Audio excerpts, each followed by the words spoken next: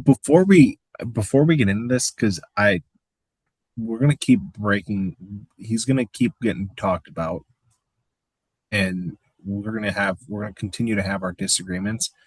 I'm not mad at him, and I don't hate him for what he's doing. It's just the system that pisses me off.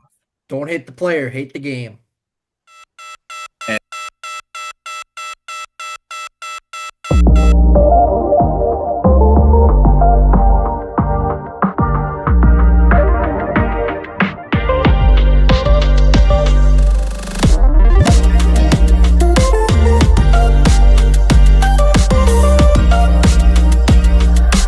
What is going on, everybody? Welcome into another edition of the Tuesday Track Talk podcast featuring your Three Stones Pit crew, episode number 124, as we come off of the Easter holiday weekend. So, what we're going to do today, we're going to talk a little news, cover a week and a half or so of news in the world of racing. We're going to talk about the Cars Tour, who has found themselves in the news again.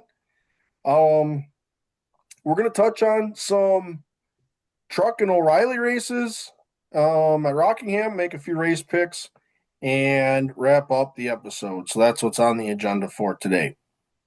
Before we dive into it, we're coming off of the Easter weekend. Guys, how was your Easter weekend? Well, I I'm was your gonna say, gas man, Cam, by the way. yeah, Ty Junior Cam, but nonetheless, we're coming off of the live stream from this past weekend, so obviously we were in Oh, town. yeah. Yep. Yep. So yeah, we made it through that. Another one of them. Nobody fell asleep this time, although we did have to have some snacks on stream, so we haven't figured that part out yet. But Yep. Hey, I otherwise, mean, it's a good weekend otherwise. that stream went crazy. We learned a few things. We learned a few things for the next time. Yep. So, Cam, how was your Easter? Um, Pretty uneventful. Um, Trying to think even what I did. Tuned into the live stream on Saturday for a while. Um, and then yeah, Saturday afternoon or Saturday night was pretty low key. Just hung out, watched some basketball. Sunday, a little church, saw the family, hung out for a little bit, and then you roll right back into Sunday night. It's like you get back into work mode. So Yeah. pretty low key, um, which is good. And then yeah, I just keep rolling here. So hopping into a race week right away. Yep, and it's finally, we can say up here in the Midwest, it is race week. Yep. So we can finally say we are getting racetracks ready to go, and we're going to hit the ground running here Saturday afternoon.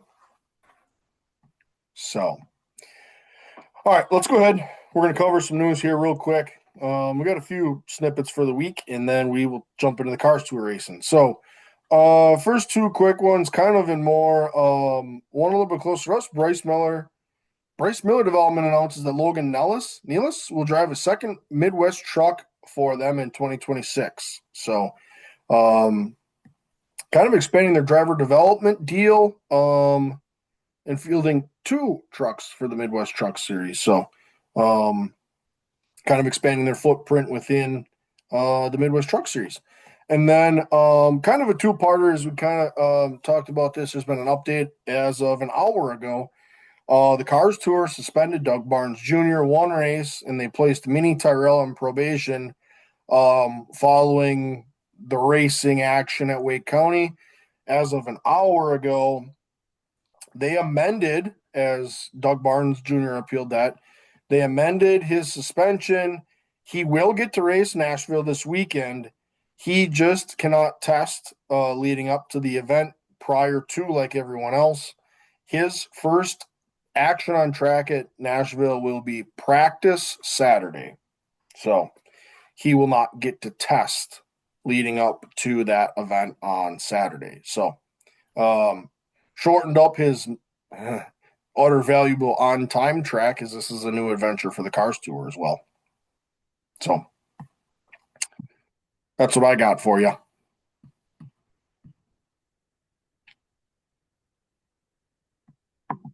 Sorry about that. Speaking of suspended drivers, sticking in that realm, Daniel Dye, I believe we didn't.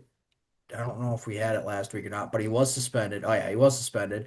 He was reinstated by NASCAR last week, shortly after being reinstated, he was relieved of his duties from calling. So he's currently out in the market, and I would imagine he's probably gonna be out the market for a little while. But Corey LaJoie has been tapped to drive that 10 truck the rest of the season.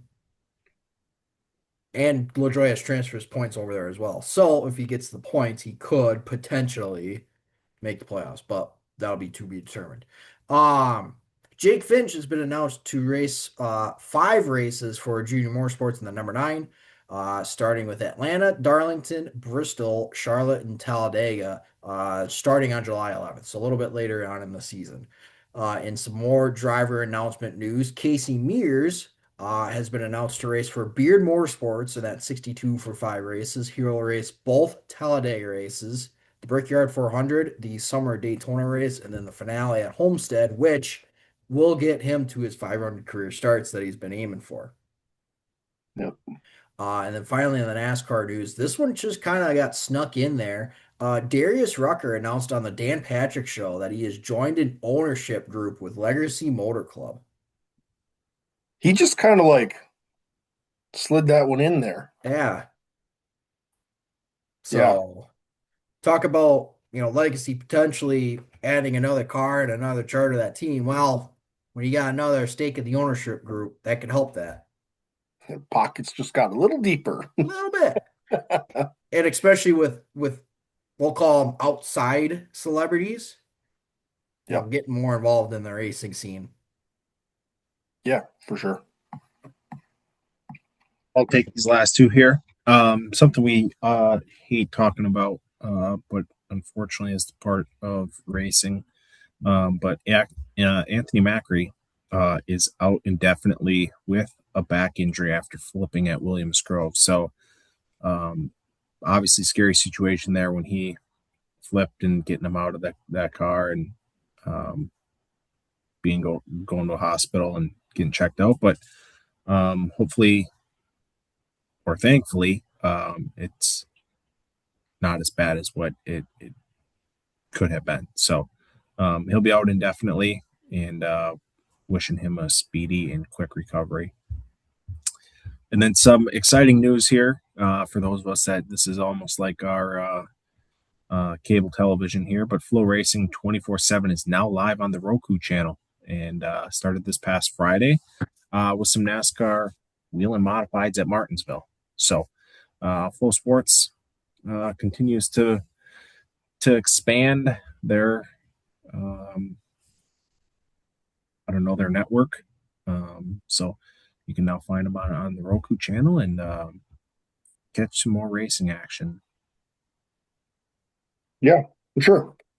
That wraps up the news for the week. That's kind of where we sit in terms of that. So let's go ahead and we're going to jump over, and this will be the first time that this series makes an appearance with us this year in 2026. The Cars Tour. Cars Tour has been in the news in the last week or so. As we had touched on suspensions, we're going to kind of allude to how this all played out. So I would have to say we've probably seen a fair amount of clips of the racing that is going on. Where would you guys like to start when we're talking Cars Tour? We can start probably in the pits where we fix things up.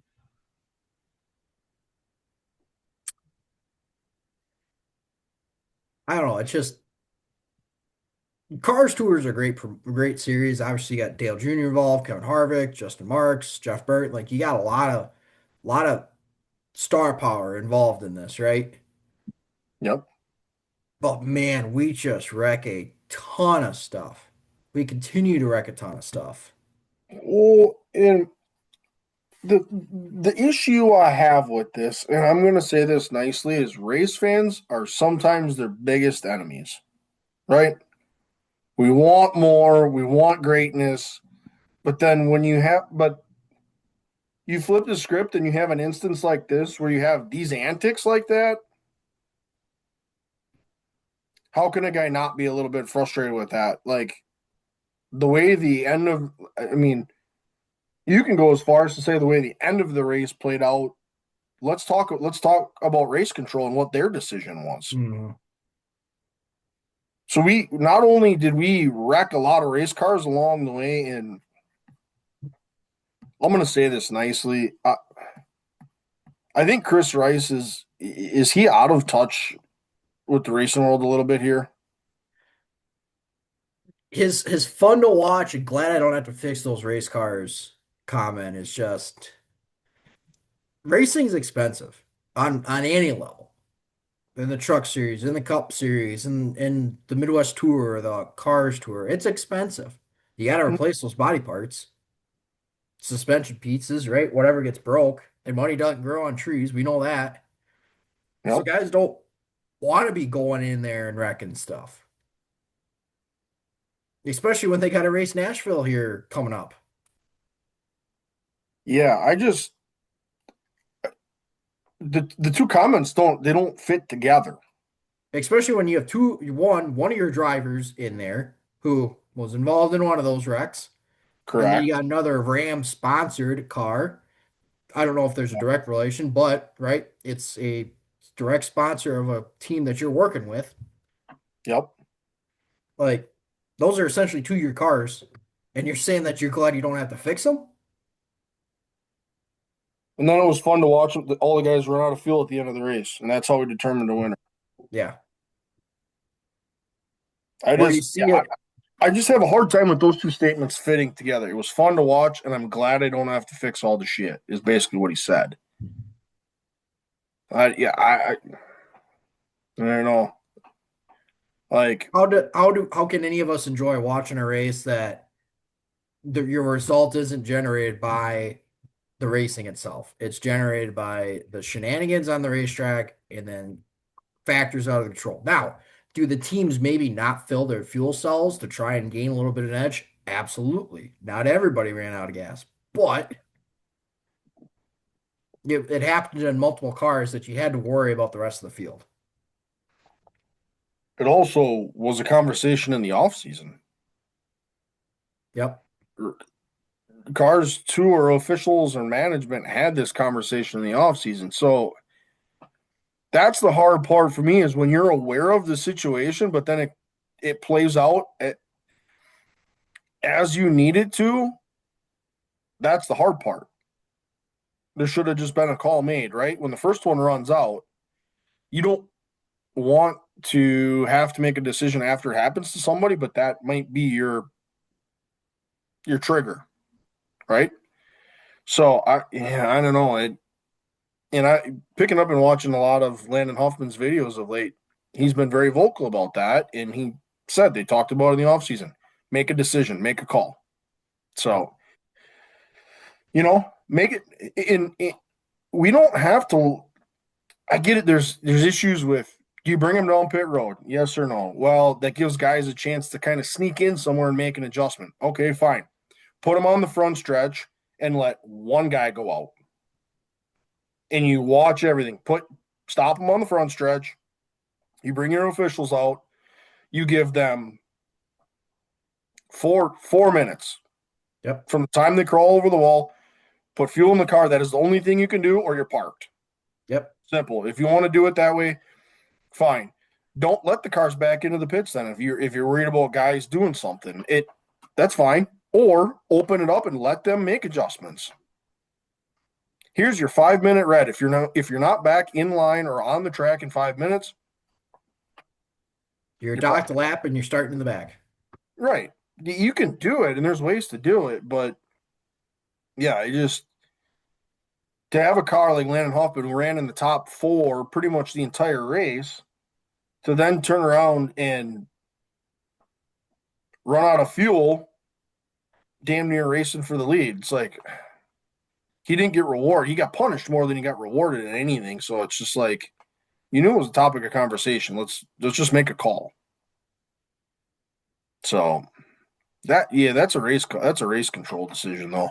Mhm.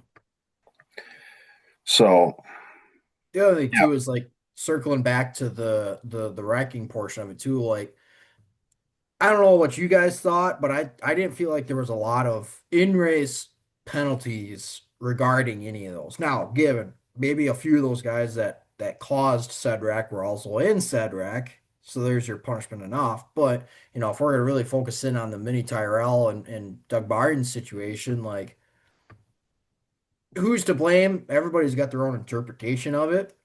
But nonetheless, them two diligently, Doug Barnes for sure, diligently waited for Mini Tyrell. Did Mini Tyrell also push the issue by climbing up Doug Barnes' door? Sure. But where was hey, you are parked for 2 laps, you're parked for the race, whatever. Where was the in-race penalty that Doug Barnes knew he was getting because he had body panels coming off, so he's going to get parked or at least sent to the pits anyways. yep, He took advantage of it. But where's the rest of the penalty? yeah. It, I get it. A guy is I'll pose this frustrated. question. Go ahead. I'll pose this question to you guys.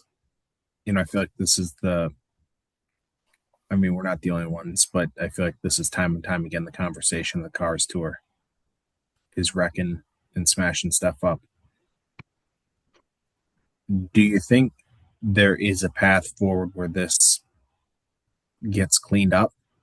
Do you think it's as simple as, a decision like that to park somebody for 2 laps? Or I guess, do you guys see a way where this gets significantly better? Yes. And I think it comes through those in-race penalties. Unfortunately, you're gonna have to make a decision, and at some point, you may have to make an example of somebody. And unfortunately, it becomes a scenario, right? So the thing with the Doug Barnes situation is he gets out of the car and they interview him, and he said, "I didn't mean to turn him. I just wanted to move him out of the way. If I knew he was going to spin out, I'd have spun out and wrecked him and ended his night." Okay, that's how his interview played out. And you turn around and he puts out a video later in the week on social media. He's got a big YouTube channel. Puts out a video and says, "I'm trying to appeal this. I'm going to go back." Right. So when you have those instances, it's like at some point you have to put your foot down. And if you lose one car, you might gain three others because guys know that if I get wrecked, they're going to park somebody. If I get wrecked, there's going to be some reprimand of some fashion. Because at the end of the day, and again, another valid point that Landon Huffman mentions, there are talented drivers in the Cars Tour that can go to the next level and win races. Look at the products that have come out of the Cars Tour. Let's take a Carson Kvapil. Let's look at a Josh Berry. The guys can do it. They are talented race car drivers, and the Cars Tour has good car counts, and they go to some cool places. It's just, I don't know. It's like when the lid blows off that deal, it just really comes unraveled. And to do that, it might just take making an example of somebody at some point, and that's what it have to be. So I don't know. And unfortunately, somebody might just have to be that person. I would playing devil's advocate. I could say, with Wake County being as small of a bowling as it is, right? Tight quarters, short tempers type of scenario. But you just watch the Cup guys run Martinsville, other aside from Bubba Wallace, fairly clean, right? Mm-hmm. Uh, Up here in Slinger, same thing. It's tight quarters, but there's the art to passing in a bull ring like that. Yep. It And can be there's other done. tracks around the country that are the same way. Yeah. Yep. So there are examples of the right way to do this. Yeah. Yeah. I don't know. I just there is a way to fix it, and I just it just maybe we're gonna make an example of somebody, unfortunately, right? Like Doug Barnes is kind of a step in the right direction for that piece of it because he got out and said if I'd known he was gonna spin, I'd have ended his race. All Yep. right. So we know what the intent was. But then later in the week, the video says, well, it tore the spoiler off the car and it went in and the rear got loose because I didn't have the spoiler on the car. But it's like, it's not what was said Saturday night when it happened. So, Tyrell also said some things along the lines like, there's a reason why I'm in the truck type of thing, which come on, we've ran 6 races in a truck, 5 races in a truck, and correct. from a reality show, like you don't got a lot, you don't have a leg to stand on, buddy. Yeah, the old ram race for the chair. Um, yeah, there is a way to get it. There is a way to get it cleaned up. There's got to Haney be a way doesn't. to instill the racecraft back in these guys instead of just quite literally monster trucking each other.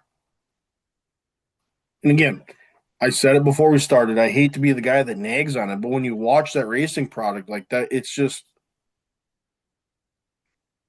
you don't want to have to sit and watch it on lap 3. We got guys backed into the fence. Like, come on, it's lap 3. We got 220 some laps to go.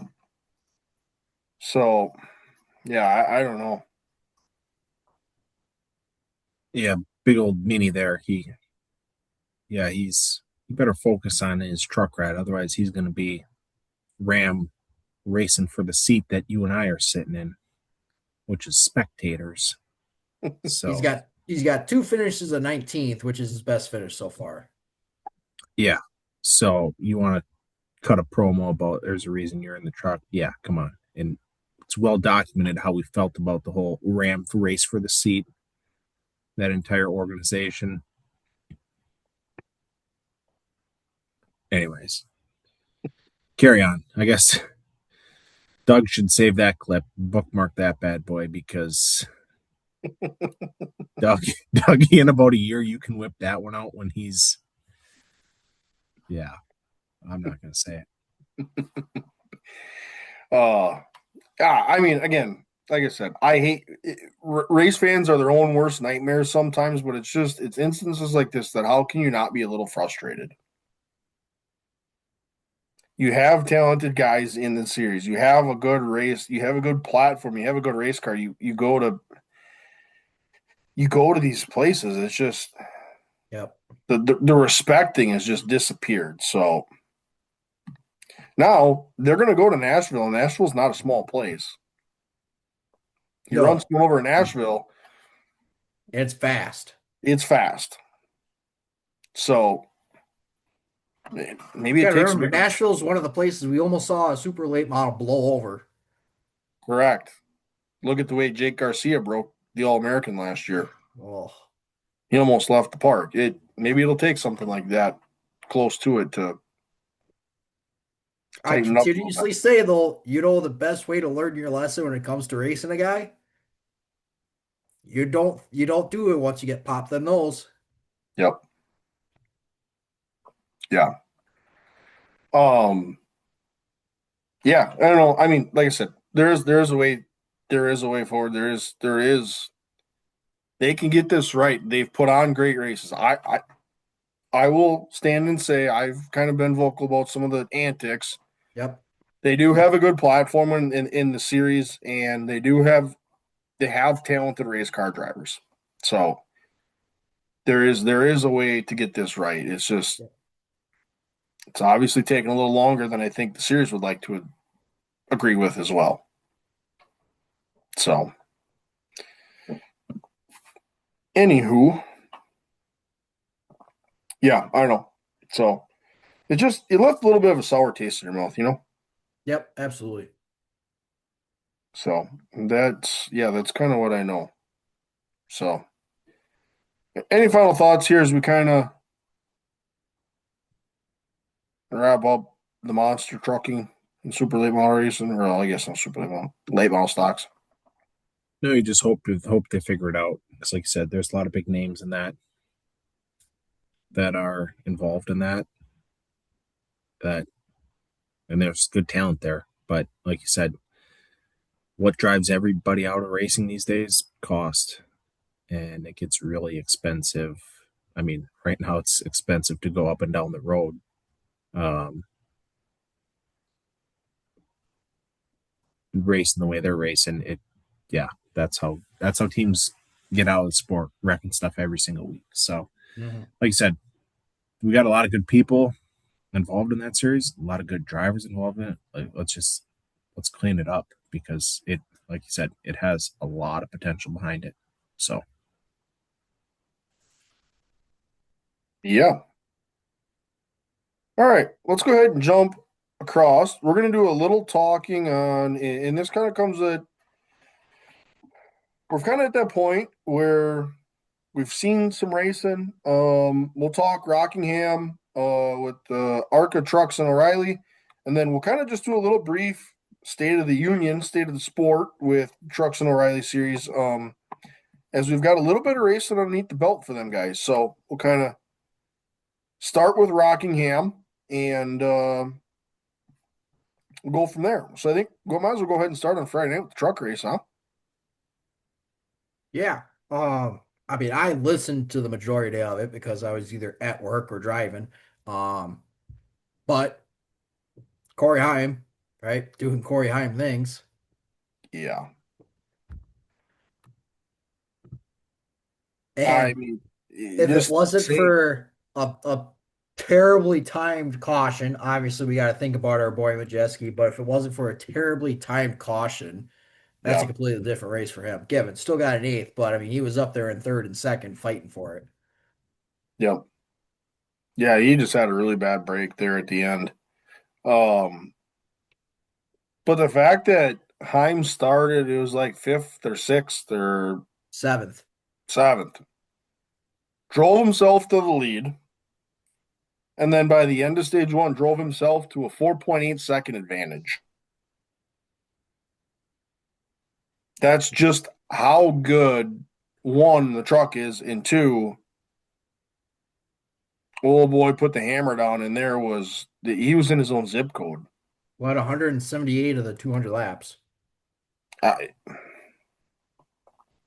how do you? I mean, what he is doing in the truck series is historic. Yep. And got to keep in mind, he's part-time schedule with everything, including the truck series. And he's tied for the points lead. Correct, and that gets to be. I mean, he won. He's won the first two races of the Triple Truck Challenge. He's going to Bristol with a chance at $500,000. Yep. And the Truck Series is looking at this going, we put this on for show. They're looking at it going, we might have to cut a check for $500,000. Yep. They're going, man, that dog mall looks cool. Now they're looking at it going, oh God, we might have to actually write the check. um, no, but I mean, Rockingham it's a racy place, and it when it widens out a little bit, it's a unique and cool place. Yep. It does, and it puts on good racing. And um, Corey Haim dominated truck race, and then you go ahead and jump ahead to Saturday morning. You had the ARCA race. Obviously, a lot of eyes on that with Cletus and George, and then your series regulars. But um, we talked about it. The closing rate on lap traffic, it was Just honestly scary. oh, absolutely. Especially corner entry. Like Oh them yeah, guys are going in the way that they are, trying to wrap that bottom, and you're trying to cut that as close as you can to get as much of a a wrap as you can. You got those lappers sitting there. Man, it was actually insane. yeah. Um, Carson Brown gave late in the race, gave Tristan McKee everything he could handle. Kind of like what Caden Honeycutt did in the truck race. Yep. Can't forget about Honeycutt. He put on a hell of a shoulder at the end of that one. And he mentioned it in his interview. At least that 11 truck is finishing where it was last year, Yeah. right? Yep. That was your champ. That truck won a bunch of races. I mean, if you're gonna get beat by somebody, it might as well be the reigning champ and then your teammate. Correct. Takes the sting out of it a little bit. The guy just wants to win, but no, I that was the ARCA race was just those closing laps got wild with lap traffic. I don't know if McKee got a bad adjustment or what happened, but that's the second half. He wasn't as dominant, I guess. Yeah, But especially on those long runs, like that long run just seemed like did not work very well. He had that red where it kind of cooled it down a little bit, which you thought he was going to pull away, yeah, but yeah. We talked about it a little bit on the live stream. We're starting to see Cletus come into his own a little bit. he's getting comfortable. He's comfortable in that car, and I said I would like to see him in that ARCA car going back to a track that he's run already. I like Aside from a Daytona and Talladega. I would like to see him come back to Rockingham. Yep. You know, it's too bad that there's not a late in the year race for that to come back in October or September and him give it another shot. Because you could really see him start to show that he's learning in a hurry. So his counterpart George also did a little learning. Got himself turned around once. No camera footage of that, but a respectable P9 for the first time on a big track. Yep. You know, he wants to race Talladega, so he had to keep the fenders clean. He did just that. So I'll be curious to see when Flo puts out what the viewership of that race was, because I'm gonna guess it was insane. Well, you saw, I don't remember if you posted or if Cam posted Garrett Mitchell's comment about it. The Hickory was the most watched Oh, ARCA race Hickory, ever. yeah. And then you put those two together in the race, one can only imagine. But I mean, at the end of the day, it was the Tristan McKee show. Oh, yeah.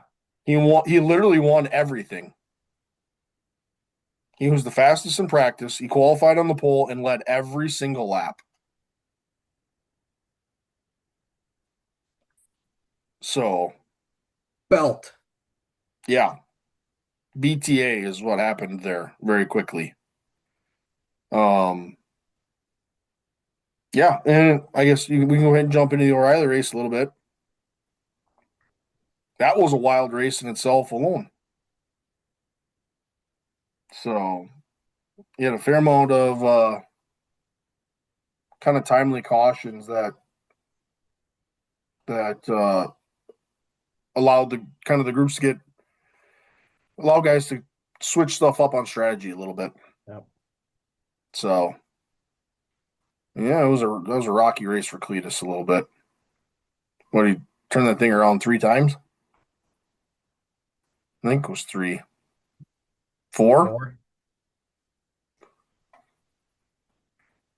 So yeah, doing some learning. Rockingham's not exactly a beginner's track either. No, That's not a track that's usually kind to the rookie. correct. It's better than some other It, tracks. before we get into this, because we're gonna keep breaking. He's gonna keep getting talked about, and we're gonna continue to have our disagreements. I'm not mad at him, and I don't hate him for what he's doing. It's just the system that pisses me off. Don't hate the player, hate the game. And so I guess if we were sitting here and our podcast was so stupid popular that one of us could afford to get in behind the wheel one of those, we probably would do it too. The other thing, And and we'd probably would be our own sponsor. But like, and that's just like the frustrating part. And like, for like you said, it's a massive learning curve, but like he runs P4 in ARCA. Like let's let's keep rolling with that. Yep. Let's get another handful of ARCA starts, and then eventually, like, hey, let's these tracks that he's getting good at, let's roll you into a truck and let's get you in a truck. But yeah, I don't know. I nag on him, but and I'm not nagging on him because, like I said, dude's got this. He's got deep pockets, and so unfortunately, I just like I said in the group chat, I just want NASCAR to come out and say, you know what? We're not going to reward the most talented drivers right now. We're going to reward the people with the deepest pockets, and that's to me is frustrating. Yeah. I will give Kyle Petty a little bit of credit. He ate a little bit of crow after that race. Yep. I'll give him credit. Well, that's the other thing too, is right. You got all whoever it is, good or bad, mainly bad, that have their opinions on this. Come out and what you say afterwards when he does what he does, right? Yep. After he runs a few ARCA races and he does fairly decent, right? We all had our doubts when he went to ARCA. If he does run a few more truck races, I think he should stick with trucks, but gets a few more under his belt, starts getting some finishes in there, right? I want to hear these people come back and what their opinions are, ourselves Yeah. included. That's when you need to say it. That's going to be a hand up situation Yep. right here. And No, it comes down to him proving himself, right? he needs to do it to have to do those people. And he's said it time and time again. He's not going anywhere. So when this, I honestly think with him, it's not a matter of if, it's a matter of when. And I'm not saying winning And race. I'm saying he is going to find himself moderately competitive because he's just with the steering wheel and how smart he is. At some point, the resources are going to start to translate. If he could figure out a schedule, now given I don't know what his YouTube life and logistics are behind on that, right? But he's bought a Port City race car, which Port City and Rhett Jones have got a pretty good relationship. Yep. He's got a pretty good relationship with Rhett Jones already in the ARCA series. Yep. If he starts getting a full-time schedule put together, whether it be that super late model, which I wouldn't be surprised if he runs the bigly, Yep. or in a mostly part-time, possibly full-time ARCA schedule, Yep. now we got a measuring stick. Yep. And he said, he loves ARCA. He's having fun with that.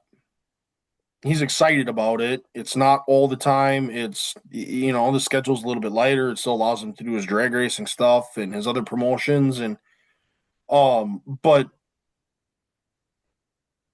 I could see it. I could see a spot, and I could see a spot where he says maybe next year he turns around and says, "Let's try to run for an ARCA title." Yep. Or just run a full ARCA season. Just, Yeah, we're gonna run all the races, and we're just gonna see what happens. yep. So, um, yeah, there's also kind of some rumblings around.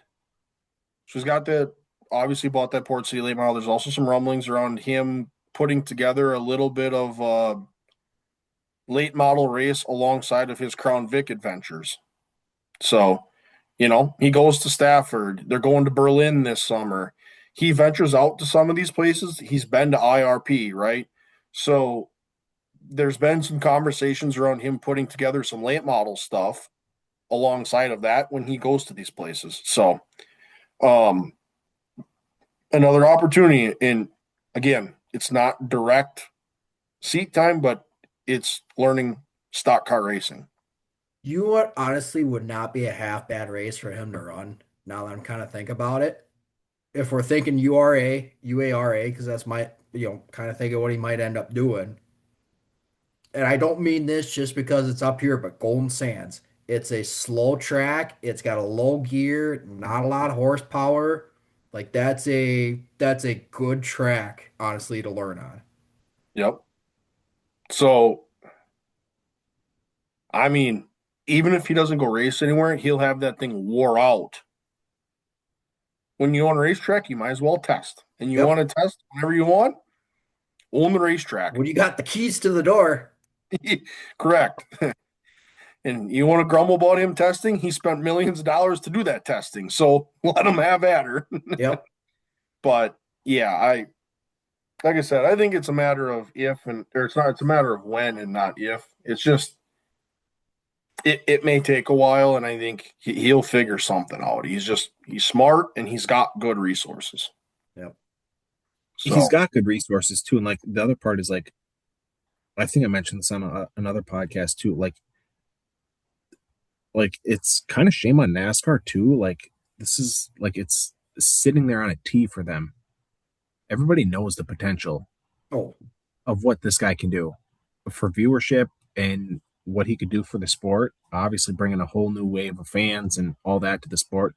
But it's like sitting there on a tee for NASCAR to be like, maybe we should like really figure out how like we can get these drivers entry level into our sport and be successful as quickly as possible.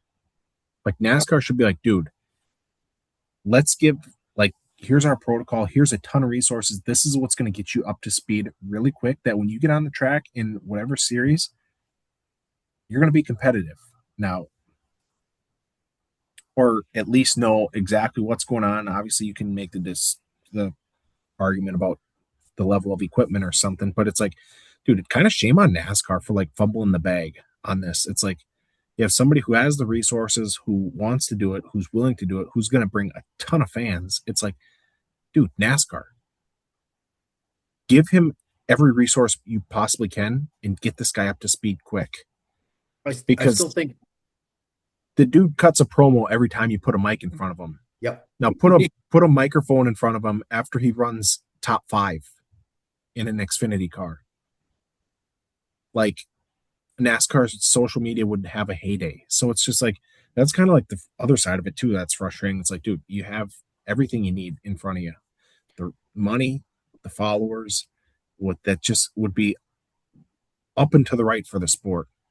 But yet it's just like, all right, he's out there, you know, I don't know. The So other thing, like again, thinking of Rhett Jones real quick, um, right?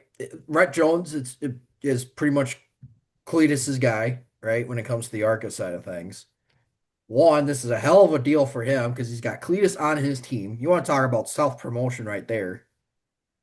That's free promotion for him. And then two, um, is it one of those that, all right, an RCR, hey, I want to take your driver for a weekend. All right, X amount of dollars. yep. Yeah, I don't know. I just that's the part I think that he honestly he's genuinely excited and he can genuinely help our sport.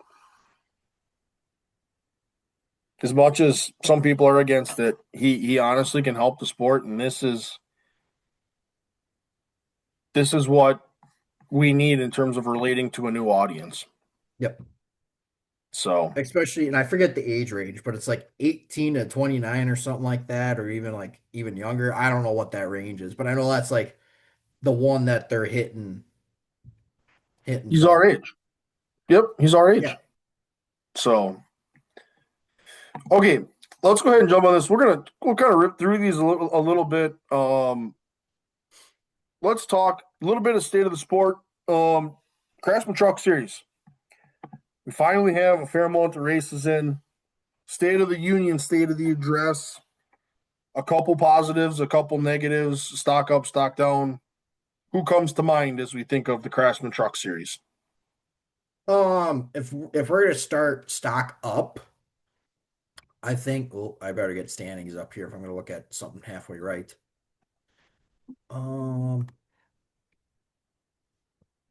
I mean, I think the first stock up has got to be that Tricon Sports, right?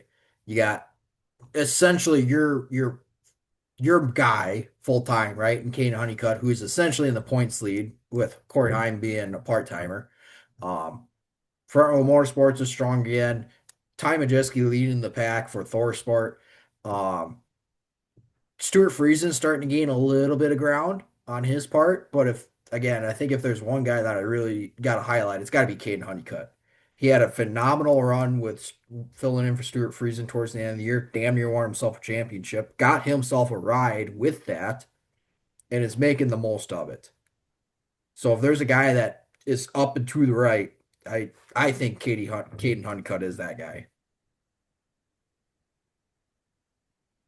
I Yep. um do you want my stock down first? Go for it. Um my stock down is gonna be the 19 camp, Daniel Hemrick in MHR. Yep. Um you know, you always see the tweets or the saying that the fall off of his career should be studied. I don't want to. We're not there with Hemrick yet, but um, yeah, just somebody who's sitting 18th in points. Granted, we've got a ways to go, but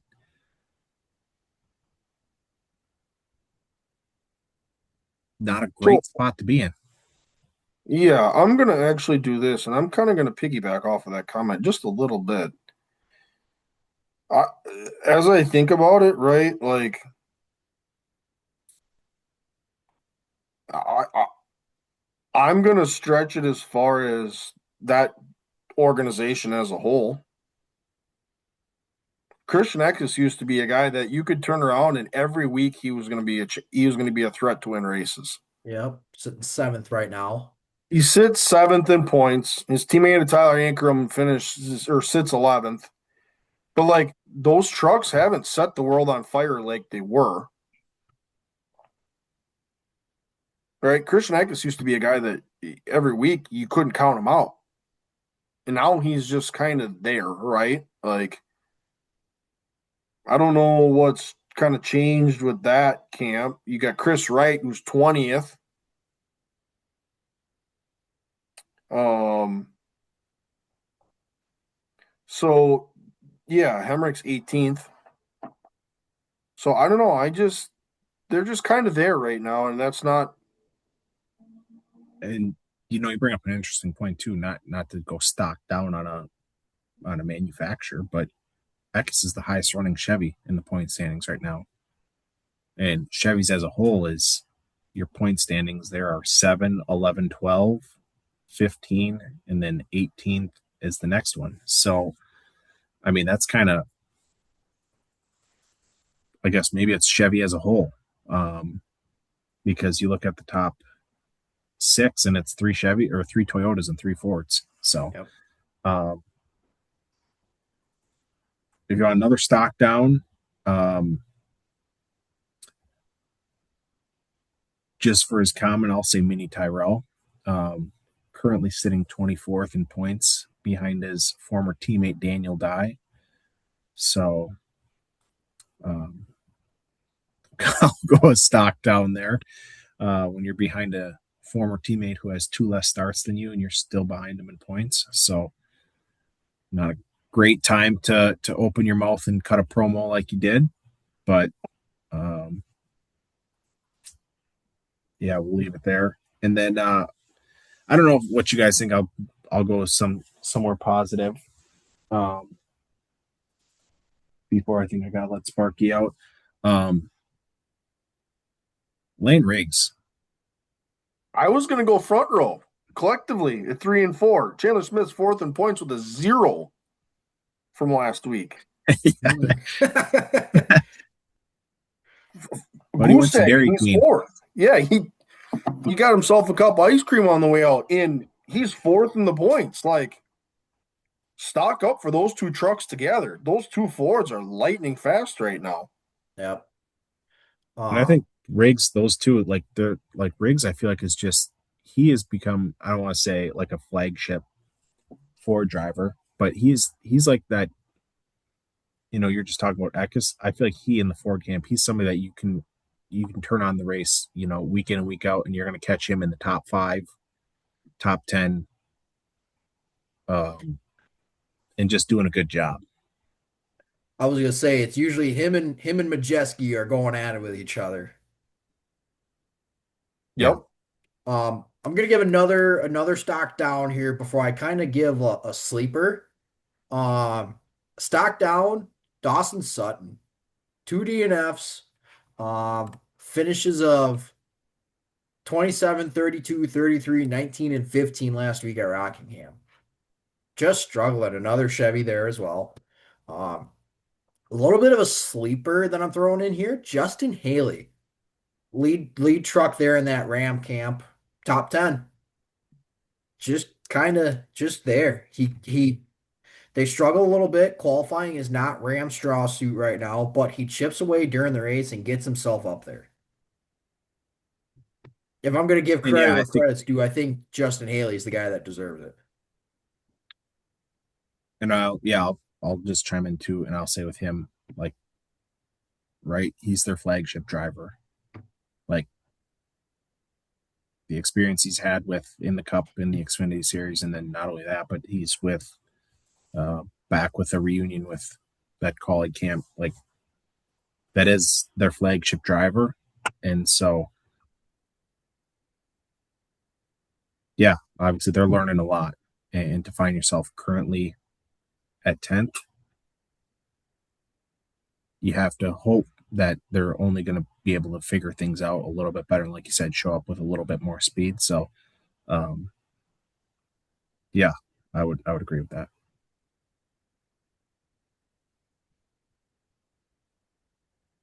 Yeah, I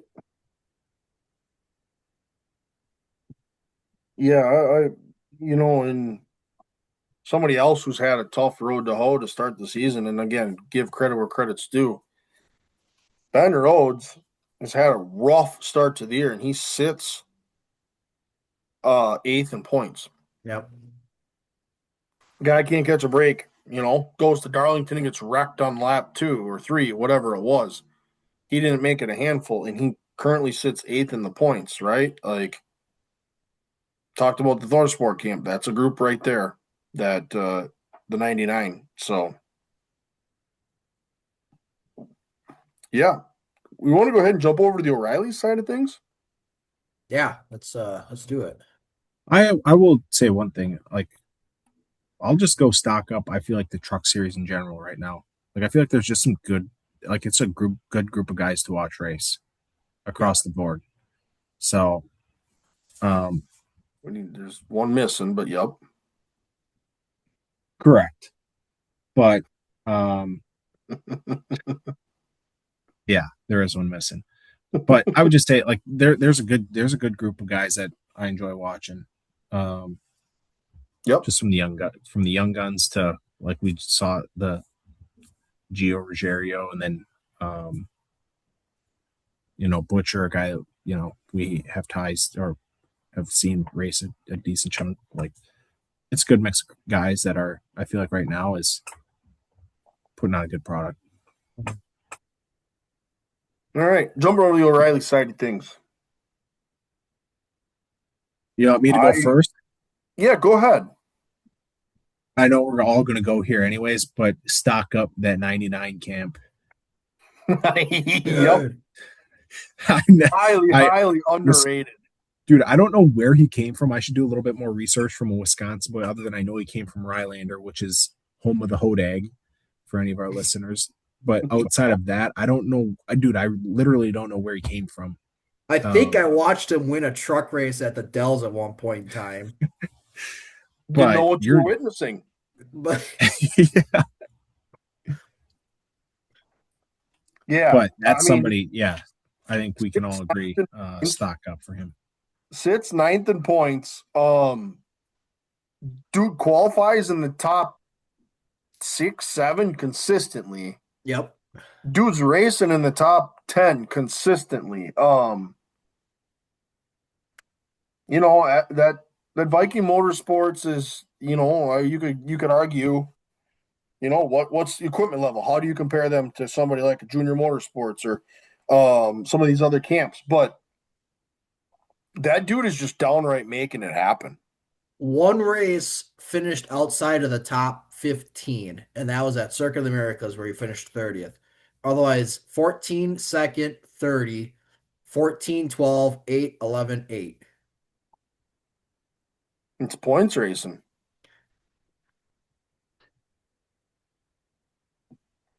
Yeah, stock a big time stock up on that 99 Yep. for sure. Um, Where does his teammate sit, by the You way? you want me to go the total and other end of the spectrum? teammate is 16th for the record. Yep, go ahead, Cam. Stock down. And I'm not going to call out a driver. I'm going to call out a team. And I'm going to call it the 48 team, Big Machine. Do they want that decision back?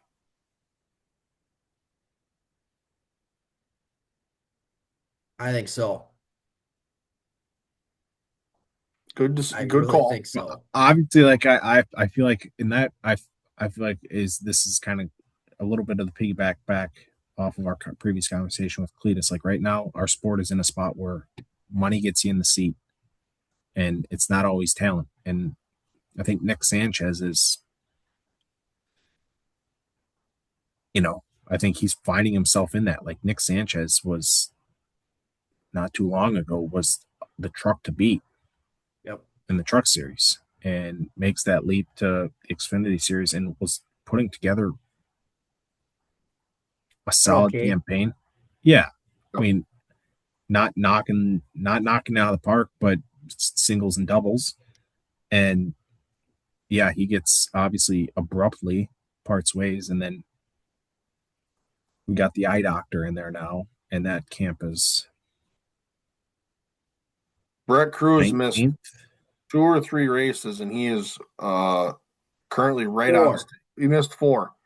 He is the car directly behind the 48. And if Which, you want to me that to, point, Jeremy Clements is just, dude can't catch a break. He's a Yeah, good driver, but he just cannot catch a break right now. he dude, he just got got. the announcer curse on Saturday. Oh, he got housed so bad. Dude, he got the announcer curse. They were talking about how well he was running. I think he was running eighth on the broadcast, and all of a Yeah. sudden they're Clements running in the top 10, just a solid run from him, and then literally 5 seconds later, cautions out. Clements spins Yeah. coming out at two. Like, Oh. yeah, that was brutal. Um, But a quick stock down for me here. Harrison Burton. good call. That was my next one. Harrison Burton. Like equipment, questionable. Should be getting some more with the name power, I guess, right? Well, did well in Xfinity prior Cup Series. Just 24. expected more. 22nd, I should say, in points. Correct. Yeah, I expected more. Getting outrun by Blaine Perkins. And Brent Cruz, the aforementioned. Um, I know just all guys low hanging fruit when it's stock up, so I'm not going to take it. Um, Yeah, that's a quick BTA on the field right now. yeah, I am gonna. This guy gets a lot of heat. I am gonna give him credit where credit is due, though. Corey Day, 8 races so far, 7 top 10s. He's got as many top tens as Allgaier does, and Fifth he's in actually points. tied for the most top tens right now. Correct, fifth in points. Right. So it is only finished outside of top 10 was at Daytona. So take that what you feel like it's worth. Yep. Now it's come with its learning moments along the way, but a fast car by getting his first pole of the season at Rockingham, uh, Led a bunch of laps in that first stage. won both stages. Yep. So he, again, a lot of questions around him. Started off rough with the on track issues. Yep. The results are showing up though. Yeah, if he can keep himself out of trouble, there's no doubt about that car going to be fast. Yeah. He's doing better than the other Chevy Hendrick guys and Quaffle, Sammy Smith, and Rajah Caruth. Yep. If you want to So stock down, not to pile on him. Josh Williams. I mean, Yeah, that's low hanging fruit again. Yeah, true. All right, carry on. He didn't but qualify for the first couple of races. It took him two. He they didn't make a few races. yeah, he missed 2 races. He Because I yeah, mean, didn't qualify. I guess I can go. I can go a stock up here, and this might declare this, or you might say this is a little bit of low hanging fruit. But how about the 0-0 in Sheldon Creed finally getting a win Yeah. after what was it, 15 or 14 second place finishes?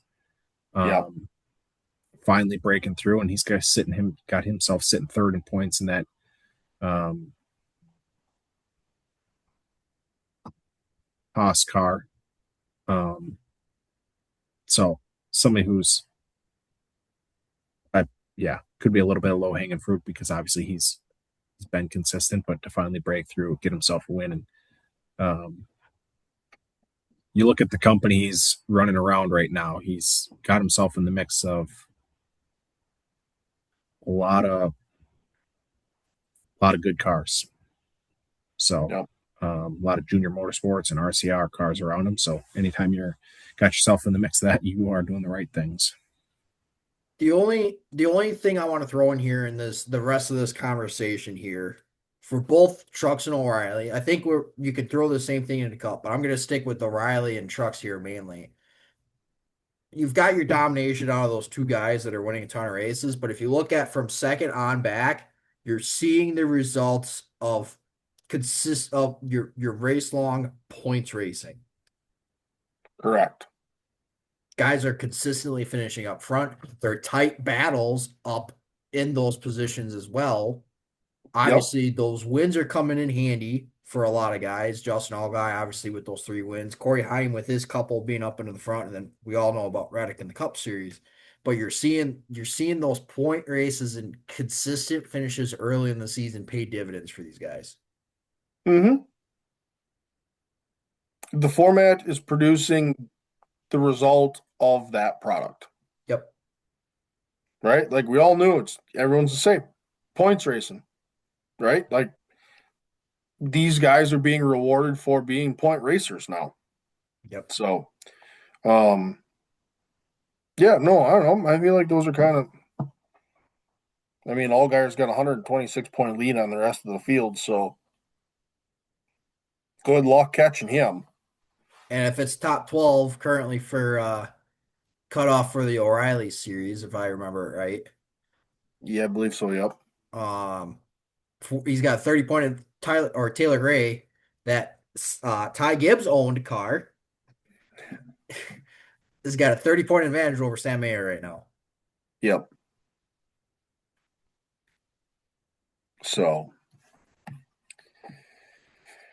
all right. Well, should we go ahead and jump into our Wheelman of the Week? Yeah, I think so. How you just wanna read them off and Yeah, we can go ahead and kind of rip these off. This kind of covers 2 weeks of racing, so it's Wheelman of the Weeks? Question mark. All right, we'll go ahead and get this. Devin Moran goes ahead and wins back-to-back icebreakers at Brownstown with the Lucas Oil late models. Tristan McKee, we're going to do this. He goes back-to-back in the ARCA car, wins in his series debut at Hickory, turns around, we had mentioned it previously, won everything at Rockingham. Corey Heim is in the running again for this award for the second time this season. Leads 178 to 200 in the truck race at Rockingham. Buddy Kofoid, sprint car racing, steals on the last lap, last corner pass to win at 81 Speedway. And then Chase Elliott finally wins a cup race for Chevy. 11 years to the date of his very first cup start, which came at what racetrack? Martinsville. So a little sentiment there, actually. yeah. But okay, who can we? I think our best bet's probably going to be to eliminate to start. Well, I'm about to say I know who I want. Oh, Cast your vote. yeah. Tristan McKee. Yeah, it's tough to argue. Yeah. Yeah. I mean, back to back. Time time could High time won last week or 2 weeks. Time could cash $500,000 and get it again next week. Correct. if he does that, dude, we are I will be dialed into the truck race this week to see him do that. Yeah. Truckers will go bankrupt. No wonder why Craftsman might actually be making their way out. Yeah. Get one more check out of them before they leave. Yep. All right. So Tristan McKee, back to back, won his debut at Hickory, won everything at Rockingham. He's on a heater right now in that ARCA car. Another Cars Tour guy. You got to mention that. Yep. Yep, for sure. All right. We don't really need to touch on it. If you're looking for schedules, everything is posted. Yep. Everything you got, it's all on social medias. Track, dates, streaming services, series, everything you're looking for, that is out and ready to go. So if you're looking for that, go ahead and take a glance at those. Came out at noon on Monday the 6th. So if you're looking for those, go take a glance. All right. Race picks. We're going to do 2 of them this week. We're going to snake draft 2 races. We're going to start with the Cup race at Bristol, and then we're each going to go ahead and make a pick for our season opener up here at Dells Raceway Park for the Icebreaker. So, being that I struggled, I get to go first. You struggled and yet you finished 5th.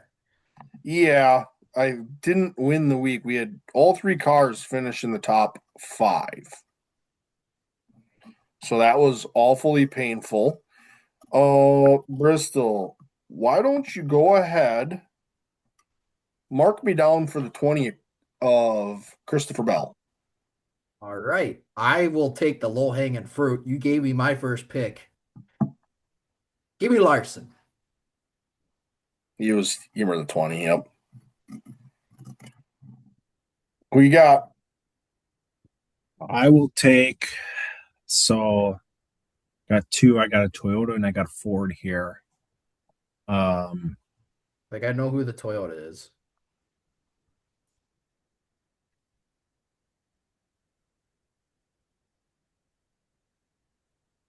Yeah, give me the 11 machine.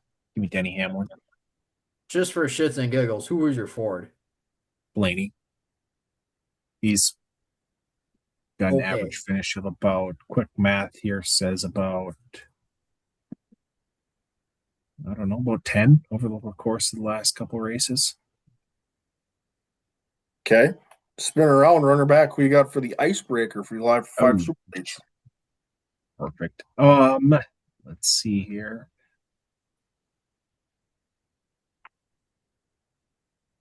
He's always solid, and I feel like he's a safe bet.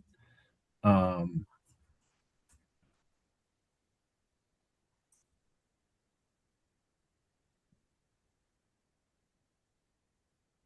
a little wobble here.